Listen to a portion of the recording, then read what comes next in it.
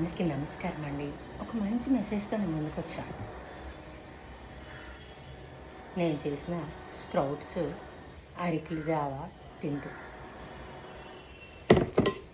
ఇంచుమించుగా 1 అవర్ అయిపోయింది కాబట్టి ఇప్పుడు స్వీట్ తింటున్నాను. అయితే నేను 2 క్యారెక్టర్‌లో ఇప్పుడు మాట్లాడతా. మా అమ్మగా, నాగా. అయితే అమ్మ నేను చిన్నప్పుడు చాక్లెట్స్ తినేదాన్ని కదా!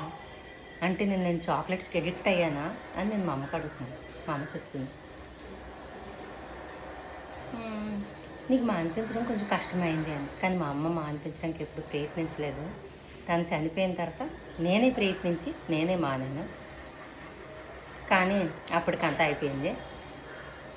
అయితే ఎడిక్షన్ అంటే మరి చాక్లెట్ తింది ఎడిక్షనా అని అడుగుతారా మీరు? కాదు. నేను ఇప్పుడు మద్యం తాగినోడు, సిగరెట్ తాగినోడు, గుట్కాలు తిన్నోళ్ళు క్యూ లైన్లో నిలబడి ఉంటారు కదమ్మా, అది ఎడిక్షనేనా అంటే అది ఎడిక్షనే. తెలియక నువ్వు చాక్లెట్ అనేది ఎక్కువగా హాని చేస్తుంది అని నువ్వు తెలియక, నీకు జ్ఞానం లేకుండా తెలియక తిన్నది అది ఎడిక్షన్ అవ్వదు. మళ్ళీ దాన్ని నువ్వు సర్దిద్దుకున్నావు. కానీ నీకు జ్ఞానం ఉండి ఇంత చిన్న గుట్కా ప్యాకెట్టు, ఇంత చిన్న సిగరెట్టు, ఇంత చిన్న మందు బాటిల్కి నువ్వు ఎప్పుడైతే బానిసయ్యావో అంటే దానికి నువ్వు లొంగిపోయావు ఎప్పుడైతే దానికి ఎడిక్షన్ అంటారు.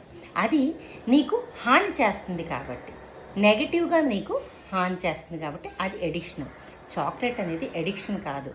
నీ జ్ఞానం తెలియకుండా నువ్వు తినేది చాక్లెట్. తప్పులుంటే మన్నించండి.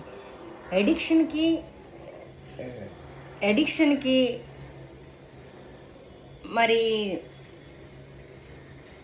అలవాట్లకి డిఫరెన్స్ చూసారా? ఏదోని శృతి మించి ఏదోని ఎక్కువగా మనం తిన్నామంటే అది అడిక్షన్ అంట.